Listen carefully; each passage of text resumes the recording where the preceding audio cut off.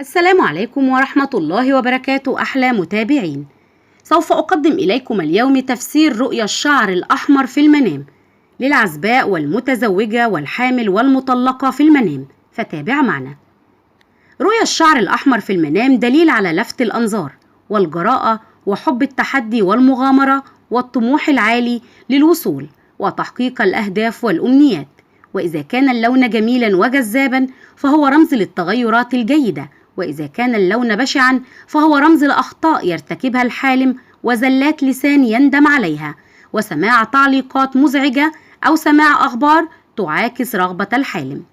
تفسير حلم الشعر الأحمر في المنام للعزباء يدل على فرصة استثنائية ستحظى بها، فقد تتعلق بفرصة عمل مناسبة أو ارتباط ناجح أو خطوبة والانتقال إلى حال أفضل، وذلك في حال كان الشعر جميلا.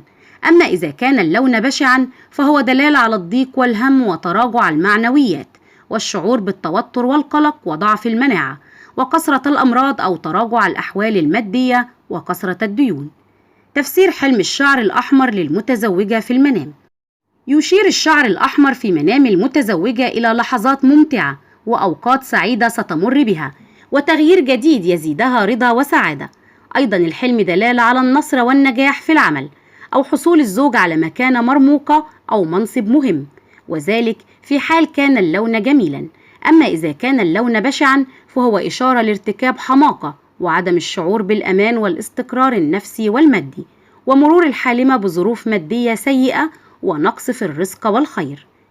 تفسير حلم الشعر الأحمر في المنام للحامل. يشير الشعر الأحمر في منام الحامل إلى تمتين علاقتها مع زوجها، وذلك إذا أعجبها اللون، وأيضا هو دلالة على تغيرات جيدة قادمة وحدوث مفاجآت وأحداث سارة في الفترة المقبلة. أما إذا كان اللون بشعا فهو إشارة إلى خلاف مع زوجها وعدم الشعور بالرضا وتراجع في المعنويات والأحوال النفسية والمادية. تفسير حلم الشعر الأحمر في المنام للمطلقة. يشير الشعر الأحمر في منام المطلقة إلى انطلاقة جيدة وإحراز تقدم ونجاح في مجال معين، قد تقدم المهني والوصول إلى المراتب العليا أو نجاح علاقة عاطفية والارتباط بالشخص المناسب. أيضا تحسن واضح في الوضع المادي، وذلك في حال كان الشعر جميلا. أما إذا كان باللون بشعا فيدل على الهموم والمشاكل والخلافات والارتباط بشخص محتال. وإلى هنا تنتهي حلقتنا، ونلقاكم في تفسير جديد.